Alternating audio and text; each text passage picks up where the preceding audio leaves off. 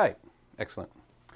Okay, so today I will be basically starting with the idea of distance and building up geometry from that. But first, let's do a little warm-up guesstimation. How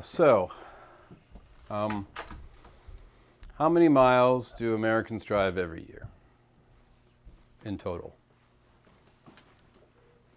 Let's think about that. So, how many miles might a person drive in a year? Someone's a driver. Any guesses? 5,000. 5,000. Here, 5,000. 20, 30,000. 20, 30,000. I'm guessing 8,000. 8,000. Cool. You want to guess? No. Okay. Want to guess? All right. So there's a few different ways of figuring this out. One is, of course, looking it up, and somebody probably has some average thing. Another way is if you think of like car warranties, it's often like 10 years or 120,000 or something like that. So that would suggest 12,000 might be in the right ballpark. You can also do it by thinking about miles driven per day. So if it was 10 miles a day on average for people, every day, we got 400 days in a year, let's say. That's about 4,000 miles a year. 20 miles, 8,000, 30 miles, 12,000. So, you know, I drive on a pretty limited basis compared to most people. It's kind of like about 10 miles a day. If one was commuting down to DC from Baltimore, which is, you know, not a far distance, that might be 30 miles down, 30 miles up, I think. Is it further? Yeah, 50 miles. Is it 50 miles? Yeah. All right. Well, I don't know. It's like 25 from the border to border of each city. Okay. So yeah, 30. In any event, so that sounds roughly like approximately, I'd say 10,000 miles, maybe 12,000, maybe 8,000. But we'll go with 10,000 because it's a nice round number. And also kind of, like I heard 5,000, 8,000, 20,000. So that's all in the same ballpark. All right, what next do we need to know? We know how many miles a year each driver does. Now we need to know how many drivers. So how many drivers we got? How many people in this country? 300 million. Do they all drive? No. So what percentage drive? I would assume 75%, maybe 80%. Okay. So that could work. What would that be? 3/4 of 300 million would be, that should be something or other. 7 to, well, I guess, I don't know. Well, this is basically 900, which is basically 1,000, which is basically 4 into that would be like 250 million, let's say. Quick and easy. Now if you remember the 10,000 in E notation, it was 1E4. Whenever I multiply big numbers, I like to use that. The E just means 4 zeros, right? And then the 250 million, well, the million is, got these 6 zeros, so let's say 2.5 E, 3, 6, 7, 8. So that's 8. And now when you multiply them, you add the number of places. So 1 times 2.5, E4 plus 8, or multiplying by 1 is easy. 2.5, E12. And E12 corresponds to what? Million, billion, trillion, quadrillion? A million was 6. Billion is the next one, that's 9. Trillion is the 12. So 2.5 trillion miles every year, driven by all Americans. Now, what could we do with that? We could then convert it into, say, gallons of gas consumed, right? So if we wanted to do gallons of gas per year, now this is, of course, this was for personal driving, right? Not trucks and stuff. That's a whole nother calculation. But gallons of gas, so what's the average miles per gallon we think of our fleet? Cars here. 10 miles per gallon, 20 miles, 30, 40, 50, 1,000. What? 30. Yeah, we'll go with 30. So 30 miles per gallon. So it's miles over gallons. We've got miles here. We want gallons. So remember that sort of dividing by a fraction reciprocates it. So basically, we want to divide the 2.5 trillion miles by 30 miles per gallon. This is a guesstimation, so I'm just going to say, well, that this is 2.4, because whatever. I know that 3 goes in 2.4, 8 times. So I've got 0.3, well, the 3 divides into this to give 0.8. And then there's another 10 being divided, so I shift that decimal point. 0.03 trillion, and now I want to shift it over here, so 3 E10 gallons. Or 30 billion gallons of gas every year.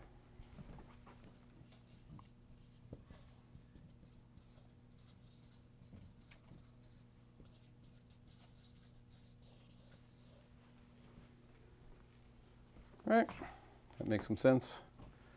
And then if you did you wanted money, $3, say, per gallon of gas, that'd be $90 billion. So $100 billion would be the market size of gas stations. Now that's a number, maybe you could even look up somewhere and see, oh, does that seem reasonable? Anyway, guesstimation, your friendly ally in doing this stuff. Any questions about that? Just sort of a slight warm-up. Okay. Now on to the main event. So, distance.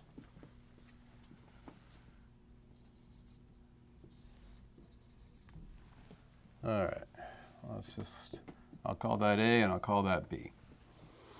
How would I get the distance of that?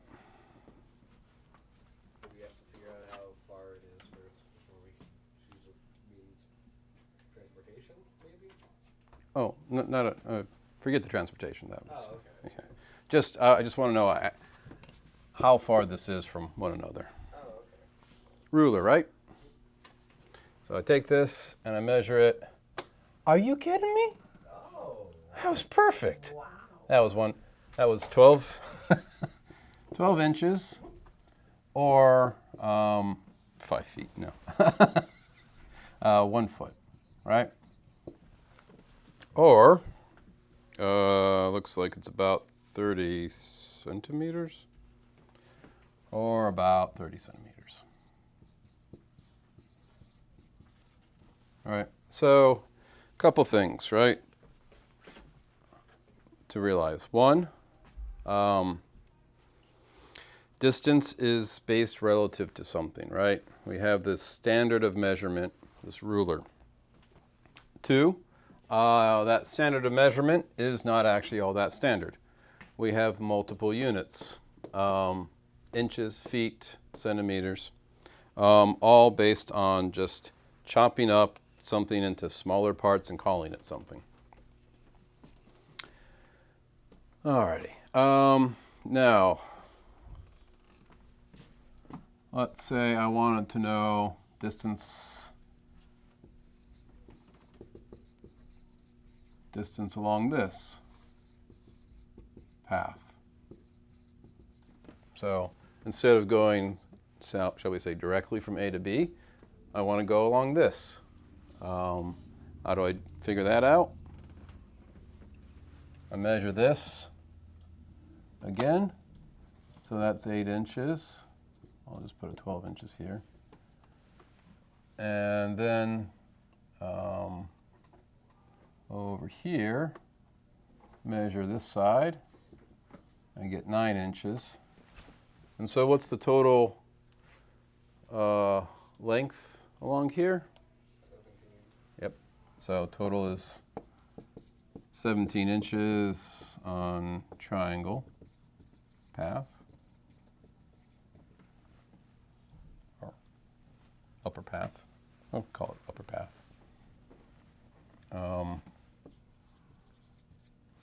All right. Is that larger or smaller than this, than the 12?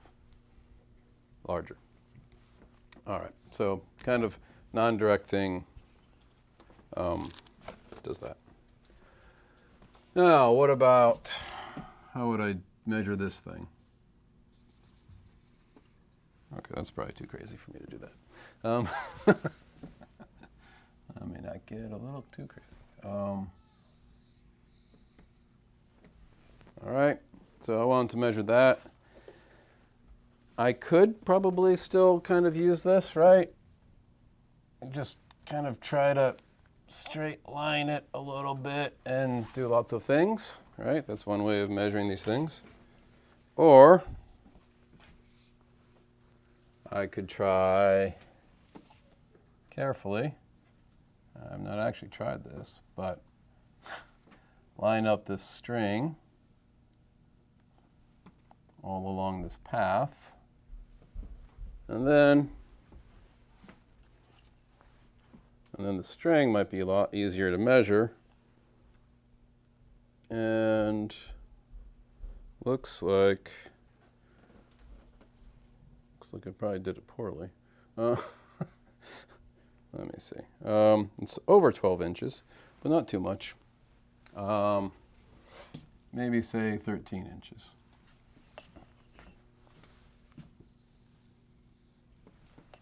All right.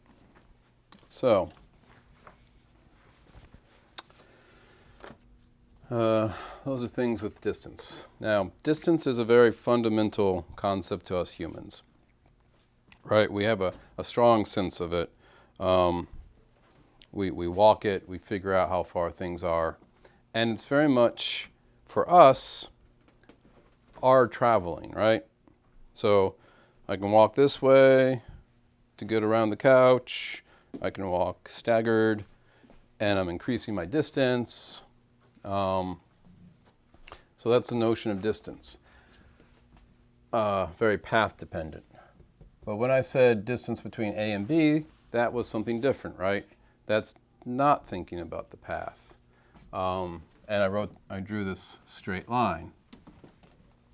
I haven't said what a straight line means. So, kind of the distance between 2 points, two places is sort of the minimum distance along all paths between them.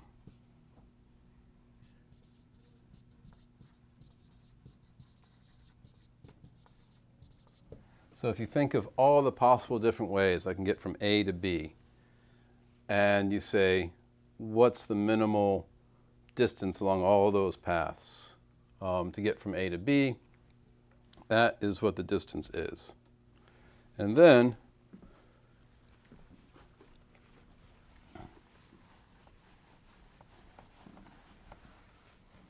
the path with the minimum distance is defined to be a straight line.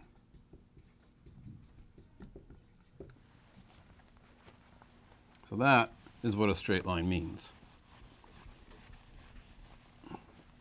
And this is a definition that works on any kind of geometry. So if you know anything about the Earth, we don't live on a plane, right? It's not flat like this. It's curved.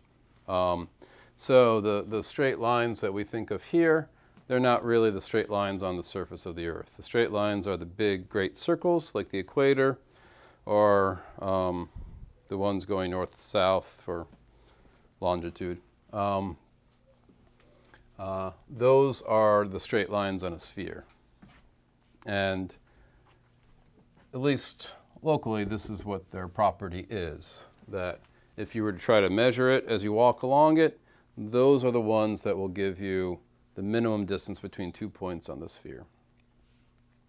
So if planes are trying to, ignoring whatever kind of weather stuff or anything else, we're trying to fly the minimal distance between 2 points, they would compute it along the great circles to get from one point to another.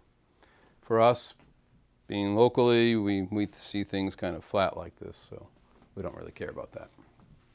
But so the primitive notion is the distance along a path. That's what humans bring to the thing. This is what we know.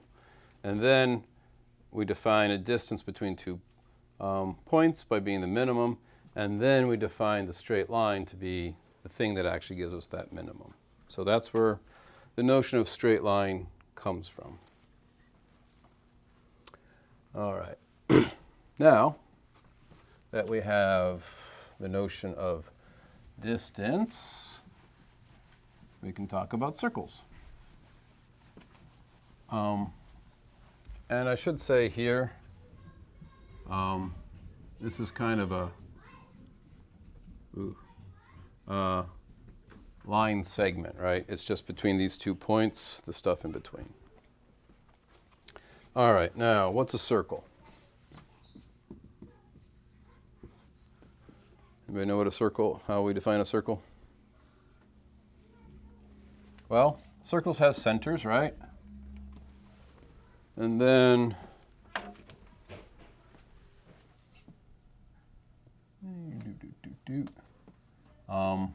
I can make a circle. So clever. Oh, almost perfect. Like that. So what did I do? Well, I had this fixed length, right? And I just drew around it this fixed length. So if I were to measure with my ruler, the distance between here, between this point and this point, is 6, say, inches. And then if I go along here and measure this, this is also 6 inches. All right. So that's what we call the radius. And so a circle is the set of points of a fixed distance from the center.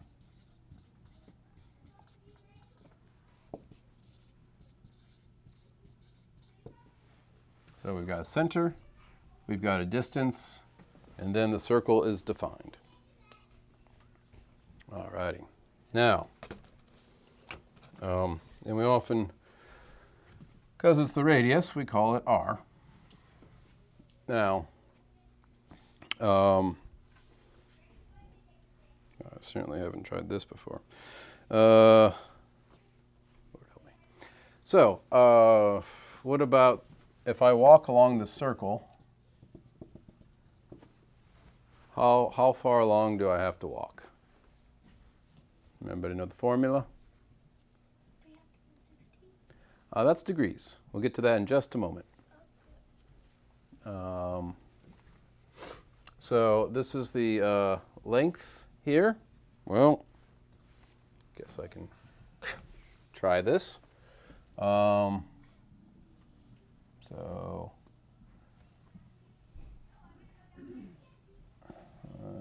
measure this. This is painful, but representative of why mathematicians do not like applications to the real world. Okay, where did I start? This? Okay. Any guesses as to how long this will be? 3 feet. Got a 3 feet. Okay. Any other guesses? Okay, well, slightly problematic as this thing stretches. All right. There we go. So that's 2 feet. And then, here we go, 3 feet. And, wait, sorry. This was 3 feet. Let's grab this. And it looks like 3 feet and, well, 3 feet and, I don't know, 1.75 inches. So pretty close. Now let's see what it was supposed to be. And this was 3 feet is 36 inches. So 37.5 inches. Now the formula is basically 2 pi r. And what's pi, you say? Pi is 3.14159 ... If you want to specify it out, you'd have to do so for an infinitely amount of time because it never repeats itself. Or it doesn't settle into a repeating pattern. It probably does repeat itself, but not continuously. Anyway, so what is this? This is, well, 2 times 6 times 3.14. Yeah. Always take your calculator out before math class.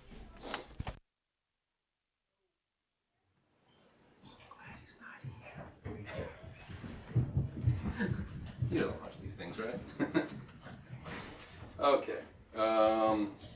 2 times pi times 6.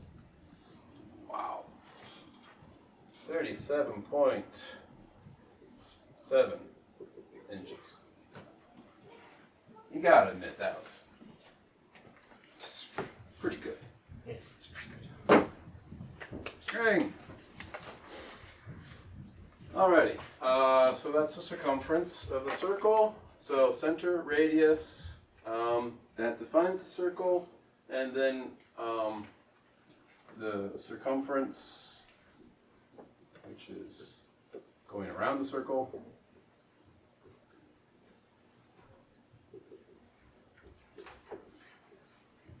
Is 2 pi r. And hopefully next time I'll talk about the area of a circle, but I'm trying to minimize area this time around. Now that we have circles, we can get to that 360 bit. So,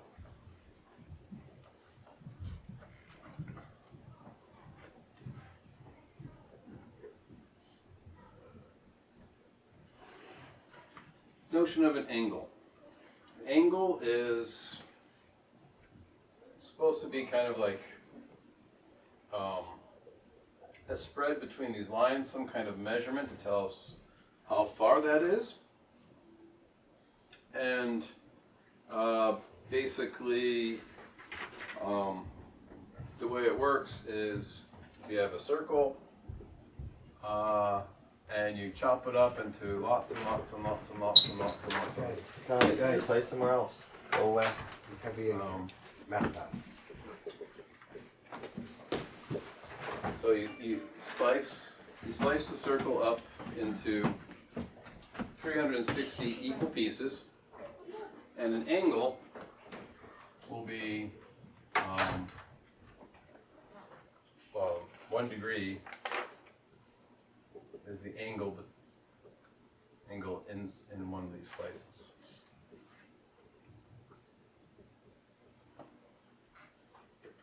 All right. So how do we operationalize it? Well, I've got this thing here. Again, I take my, oh boy, this is a hard level. Okay, there we go. Got my string here. I'm going to measure the part of the circumference that covers this thing. So here we go.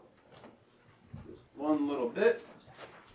Come over here, and it is about 5 inches. So the distance between here and here is 5 inches. And so what fraction of the circumference is that? Fraction of circumference. 5 inches over what? What's the denominator? What's the whole circumference? 37.7? Yep, 37.7 inches. So notice it's inches over inches, so you get no units in the end, which is a good thing for a fraction. And so 5 divided by 37.7 is 0.132. Oh, 0.132. So that's the fraction of circumference that this length is. And so in an ideal world, I would say that the angle is 13.3%. I don't live in an ideal world. No one did it this way. It makes me sad. Makes me want to make my own world. So instead, with degrees, there's 360 of these things. You've cut it up. So it's 0.133 of that 360. That's the fraction of these things. So 360 times 0.133, and I'll just multiply that by 360, about 47.7, all right. So if I had some measuring device for angles, I can measure this gap here, and ideally it would come out to be 47.75 degrees. It looks about right to me. Slightly a little smaller than I would have expected, but basically it's sort of, this would be kind of a quarter of a circle, and this is kind of like half of that quarter, so a quarter of a circle would be 90 degrees. That's how we define the degree angle. And so half of that is about 45, which is about that. So that's fundamentally what an angle is. It's, you draw two lines, and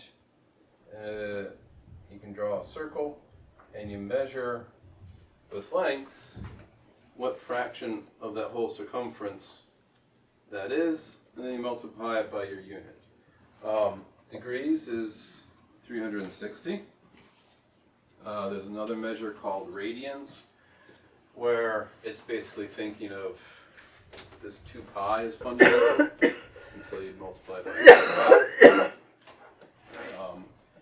Radians usually comes later. It's important for various functions and calculus and stuff. But for geometry, generally degrees are what we use, presumably because people like those numbers better than they like the 2 pi stuff. Also, any ideas why it might be 360? Is there anything else in our lives that is somewhat similar to 360? Not exactly, but mostly. Year? Hmm? A year? Yeah, so days of the year. So our planet goes around roughly in a circle roughly 360 days, so I assume that that was the inspiration for the people a very long time ago who chose that. 360 would have been nicer than 365 for various computations. That's probably why they did that, or they just couldn't get the right number of days. All right, so that's mostly angles. As I said, the most important thing to grab from this is actually what a right angle is.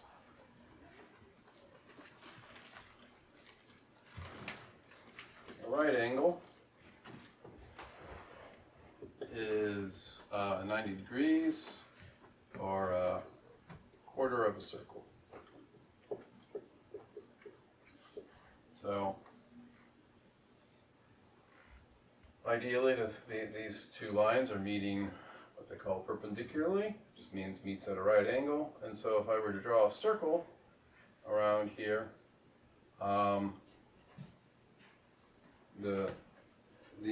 each of these four pieces, I should be dividing that circle up into four equal parts if it really is a right angle. We use the notation of a little box, which I'll mention in a moment why. And that's 90 degrees, that angle. Okay, does that make sense? Okay, so that's fundamentally what that is. Awesome. Okay, now, once we have right angles, we can define rectangles.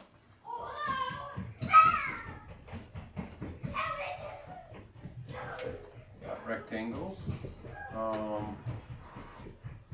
and that's something like this, where each of these angles, so you got four sides, and each of the angles is a 90-degree angle. And if you were to give these things lengths, 2 and 3, then a rectangle has the nice property that 2 times 3 equal to 6 is the area.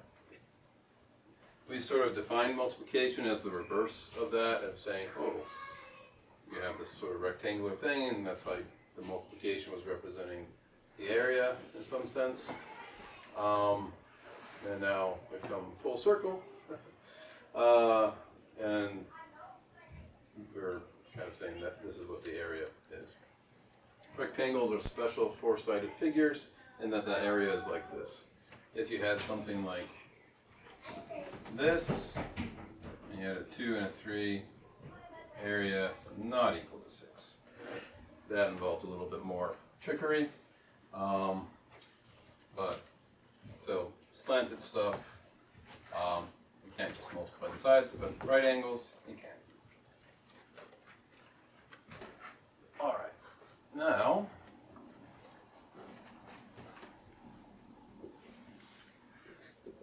right triangles. So, triangle is the figure you get from having 3 sides.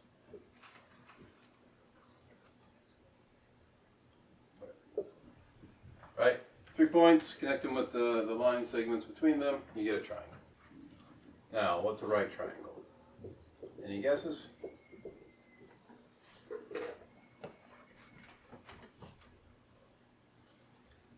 No? A right triangle is one in which you have a right angle.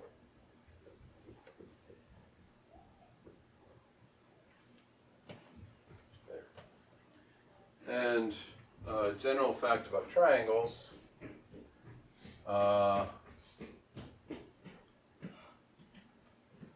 let's say we have angles ABC. The angles ABC add up to 180.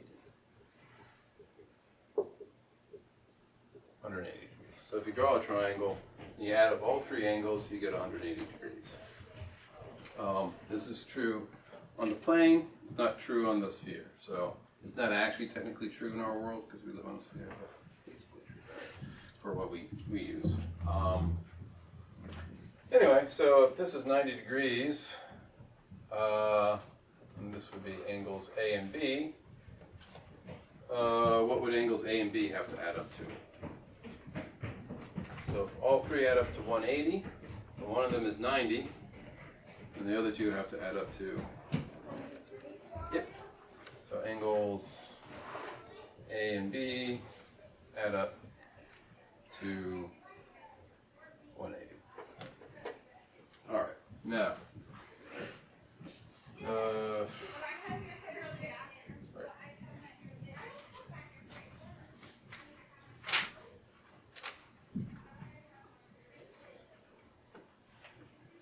Now we can get to one of the most famous theorems that's actually covered in Untitled Math, the Pythagorean Theorem. It's a nice little theorem. If you draw a right triangle, actually, forget that. I don't want to actually do this for the measurement. Hopefully I can get my corner right. 4 here. 3 here. 1.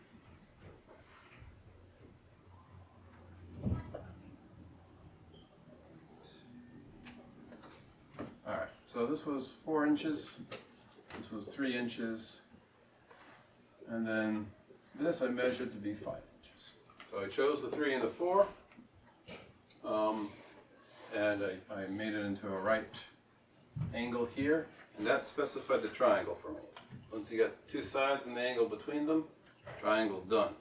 You defined it. And then so I measure this, and it's 5 inches. Now, in general, well, this is the relation, right? 3 squared plus 4 squared is equal to 9 plus 16, which is equal to 25, which is 5 squared. So reminder, squaring means multiply the thing by itself, right? So this is 3 times 3, this was 4 times 4. Add them up, you get 25, and that happens to be 5 squared, 5 times 5. So that's the Pythagorean theorem. Basically says if you draw a right triangle and you get these 2 sides, and square them, add them, and that's the same as squaring the hypotenuse. I should call that the hypotenuse. So that's the hypotenuse, and these are called the legs. James, can I interrupt you for a second? Yeah? The receiver turned off for some reason. So it's this? No, mine over here. It's not been recording you. At all? I don't know for how long. Guys, Triumph. I'm sorry. I don't know what happened. I did accidentally drop this. Would that have done anything? It could have. I mean, when did you drop it? Yeah, just a little speed bump. For all of you who didn't hear all the stuff that just happened, although I guess you got to see it, I don't know where. I think that was that the circumference? It was the circumference. Yeah. So defined angles, got the triangles. Now we're on right triangles in Pythagorean theorem. Haven't missed the good stuff, man. Pythagorean theorem. All right. Anyway, so in general, if you were to have a right triangle with sides with legs A and B, and the hypotenuse is C, then the fact is A squared plus B squared equals C squared.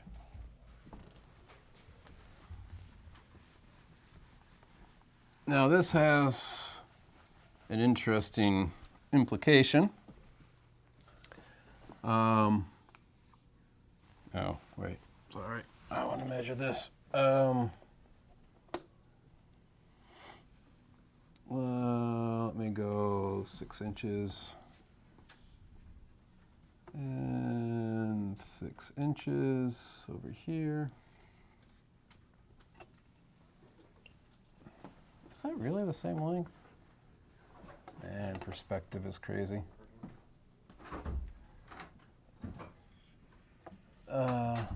And then if I measure this thing,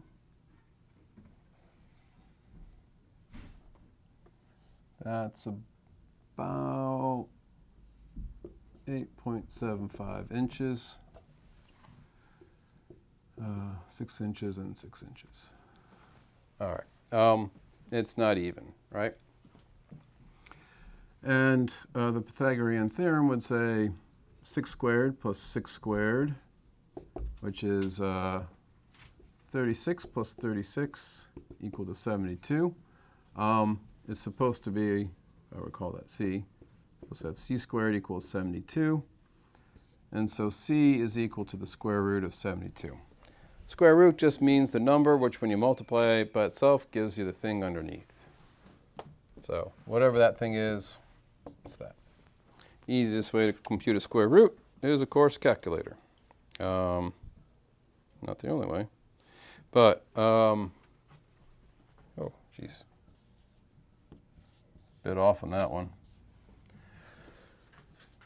But the point is that a triangle with the same side lengths on either side does not have a nice hypotenuse. It's not an integer.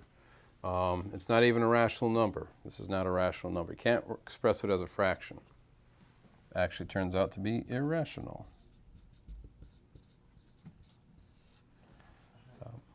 You said a hypotenuse with what on both sides? Oh, the same length on both sides.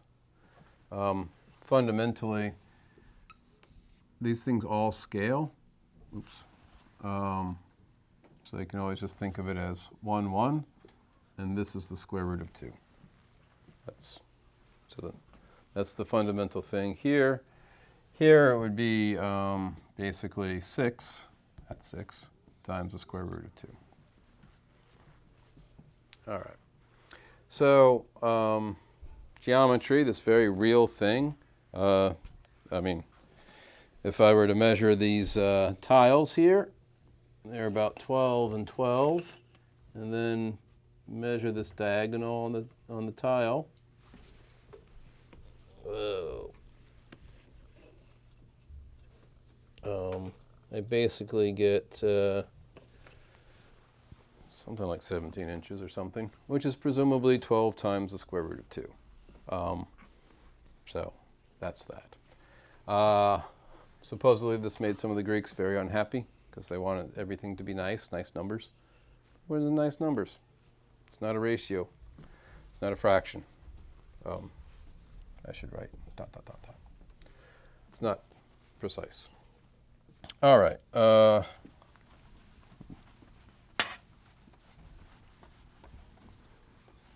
Now, here is a basic little picture proof of the Pythagorean theorem. So there are 2 pictures to draw. I always forget one of them. So if I do this,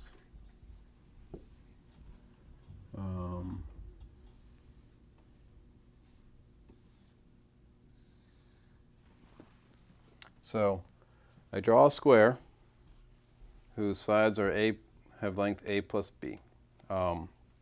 I guess I should say somewhere the area of a square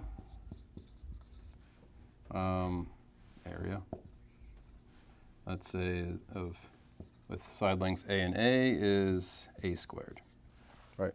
That's why we call it squares, a squared, because it's the area of a square. Anyway, so the hypotenuse here is c. So I just draw the square, and then I draw in these 4 right triangles. And what's the area of this thing, the square with sides b and b? Oh, that's b squared. And the one area with these things, a squared. And then these 4 triangles, I don't actually care about what their area is because it doesn't matter. but it would be a times b over 2 if you did care. So that's one picture. The other picture, again, I'm still trying to draw the same view. B, A, and B. But now the picture is, so these are where these dividing lines are. Draw a right triangle from here to here, and then wait, what? Oh, oops. Yeah, I made a mistake there. Okay. I'm dividing the two sides up differently. There we go. Now I can draw that right triangle there. Same right triangle. And there, and there. So each of these right triangles has one leg being A length and the other one having length B. And so their hypotenuse is C, C, C, C. There's 4 of them, just like there were 4 here. And what's the area of this thing? Well, these angles are right angles. One should actually argue that, but they are. And so what's the area of this square here? If it has side length C, then the area is C squared. So this is C squared, got B squared, A squared. Do you see the magic of the proof? So the area of these two squares, side lengths A plus B, are the same. You've got these 4 right triangles in each of them. And so you remove those right triangle areas, what you have left must be the same amount of area. So if I get rid of those 4 right triangles, that's one area. If I get rid of these 4 right triangles, I'm left with the areas A squared plus B squared. And so there we have it.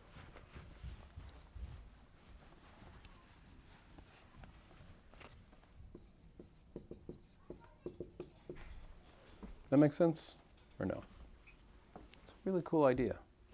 Same figure, draw in 2 different ways.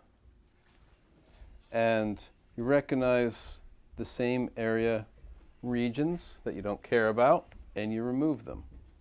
And so you're just left with, this square of side length C, and you're left with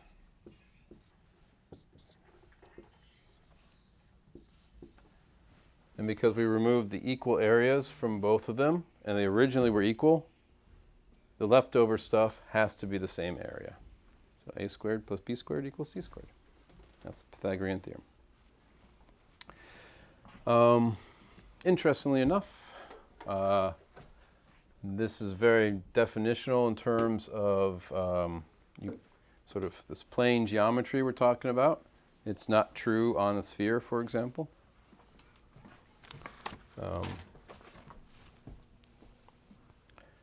But that's that. Now, this Pythagorean theorem is actually pretty fundamental for distances. We'll start back up with this, the distance from A to B. Now, we can measure it, as we did before, with lining up a rule. Again? Wow. So good. But another way of computing it now is, of course, you draw in a right triangle.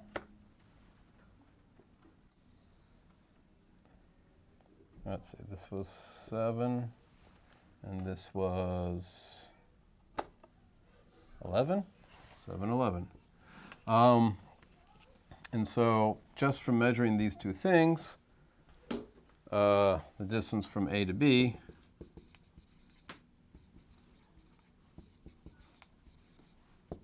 is 7 squared plus 11 squared, square rooted. So compute that out, which is 49, 49 plus 121, and then raised to the square root. Okay, 13.03. Approximately 13. These were in inches. So presumably, whatever I'm trying to line up here, it looks like 12 to me. But, you know, these things have thickness, right? And that angle also might not be a right angle. I don't know. Closer. Anyway, so that's the fundamental way we use this Pythagorean theorem, is measuring things sort of kind of like city block kind of measurement is often how we do things. So like if you want to measure, like you have a big pole out there, for example, and you wanted to tie a rope to the top of it from the ground, that's the diagonal. You could measure off the distance to the base of the pole and to the top of the pole, and then you could compute the length of that string. Or you could just get a really big long rope and just string it out. Okay.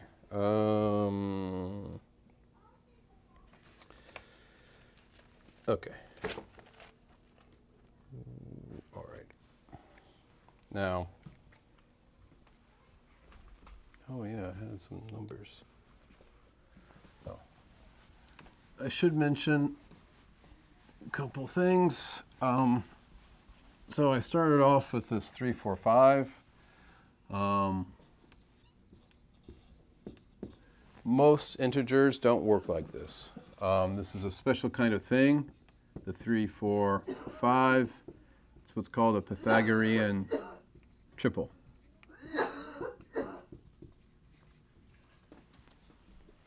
I think there's infinitely many of them, but they're pretty, maybe there's like, I don't know, 10 or so fundamental ones that have lengths less than 100 or something. There aren't that many of them. But if you were to take a geometry class, you'd see them a lot because they're integers. So easy to compute. All right, now,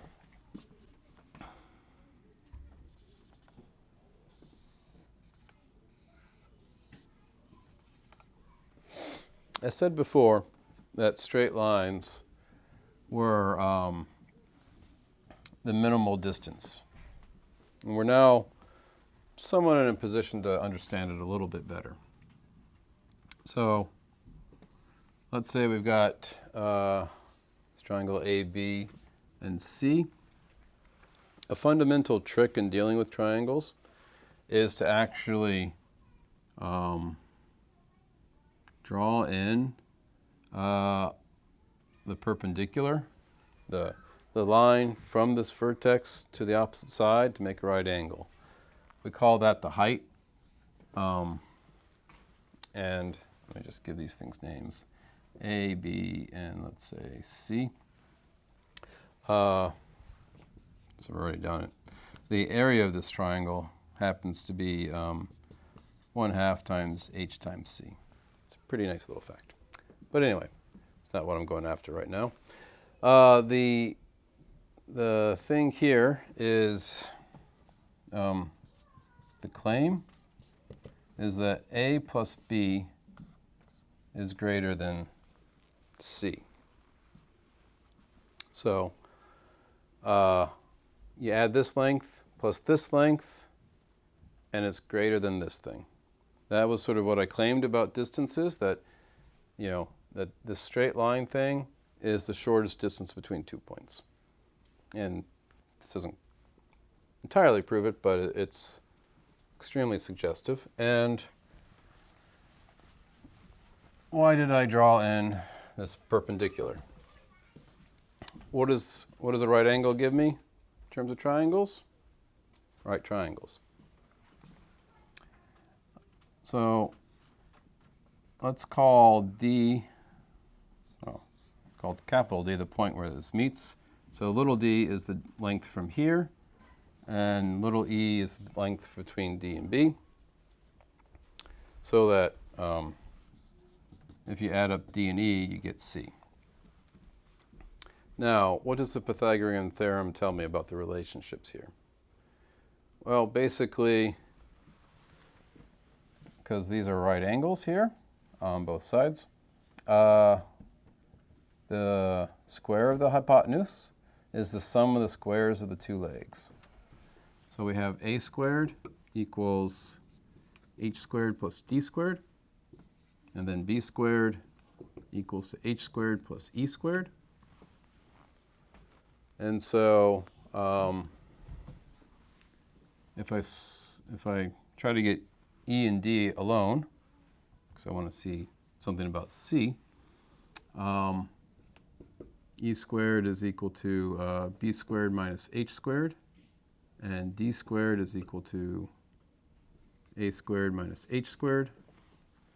And so then I take the square roots, and well, basically,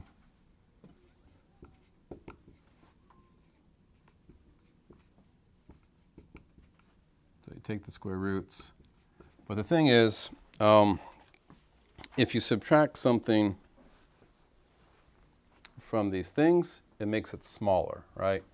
So, like if you had 12 squared minus, oh, sorry, it's too big. 3 squared minus 2 squared, right? That's equal to 5, and that's smaller than, oh, well, sorry. Let me make this easy.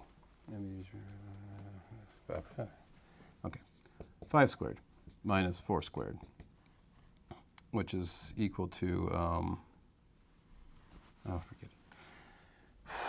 You know, there is a limit. 1 hour, I should just give up. But anyway, these two things mean E is smaller than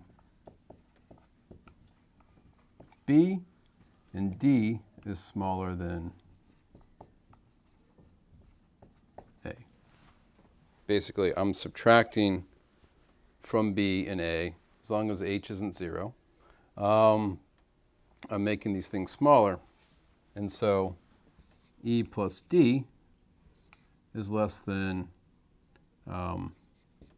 A plus B, because this is smaller than B, this is smaller than A, so if I add them up together, it's smaller than their sum, because they're both smaller. An actual, I think proper example, I had a proper example. I don't know, lost my proper example. Was using a Pythagorean triple, but anyway. So essentially, this is, you can just believe me, but if you're not a point on the line, then it's it takes more distance than that, and you can prove it by drawing right triangles and figuring that stuff out. All right, now we can finally define an actual line. So before, we had sort of the straight line segments, just being the minimal path between 2 points. But now it's, so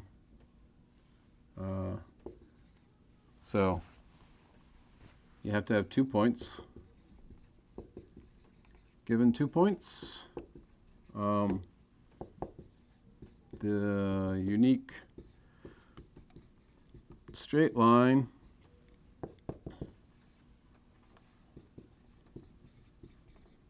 through those 2 points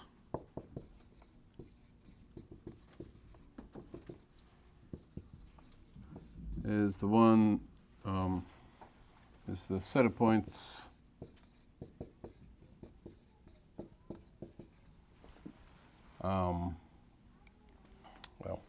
it's let me see if I can get that right. Is set of all points such that the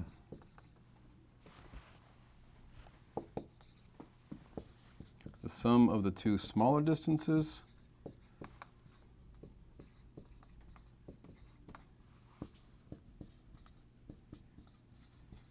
equals the third distance.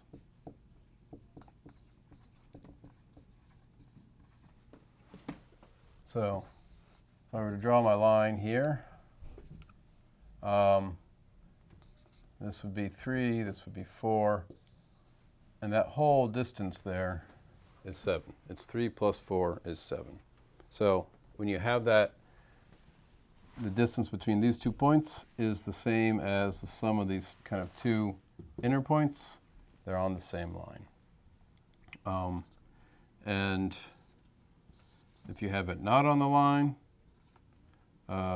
then like if this was 3 and this was 4, this would be less than 7, not on a line.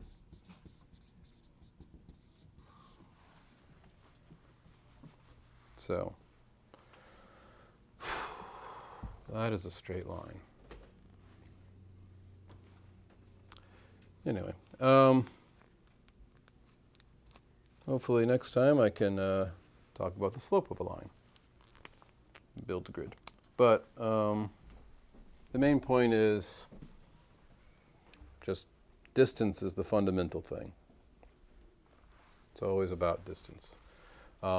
Think in terms of distance. Circles, you have a center and you have a fixed distance from that center. The lines, if the 2 smaller distances of the 3 points equals the longer distance, then they're on the same line. That's the fundamental notion. That always holds true. Will always serve you well no matter what kind of space you're living in. All right. I think that's enough for today. Any questions? Make some sense? All right. Circles, triangles, lines. Love my lines. Lines go on forever.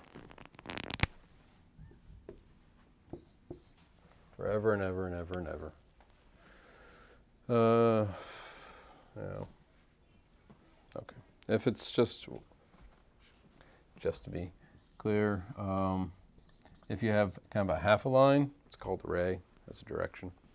One side, and I already mentioned segments. Yeah, there you go. In a classic geometry class, lines would be the primitive concept. You just don't define what a line is. It's just a thing. And then you talk about its properties. But I think distance is a more natural human thing. But for us, that's the primitive thing. And keep in mind, distance doesn't actually exist, right? It's based on comparing. It's always comparing. So just to kind of hit home about that, if I say that I'm 5 away from that couch, you have no idea what I'm talking about, right? 5 what?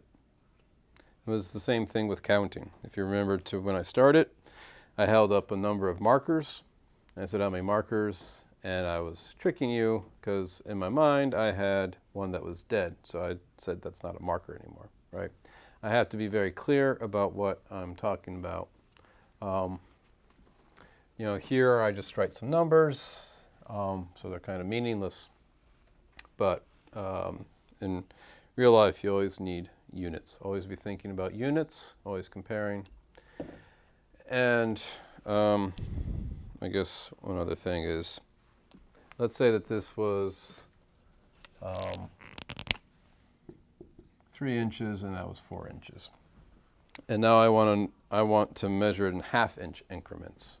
What happens to those measurements? If I'm going to count the number of half inches, what happens to those numbers? They double? They double. So that's an important kind of like conceptual thing to keep in mind. when you shrink your unit, you increase the measurement of it. They're inversely related. All right. Cool. We're done.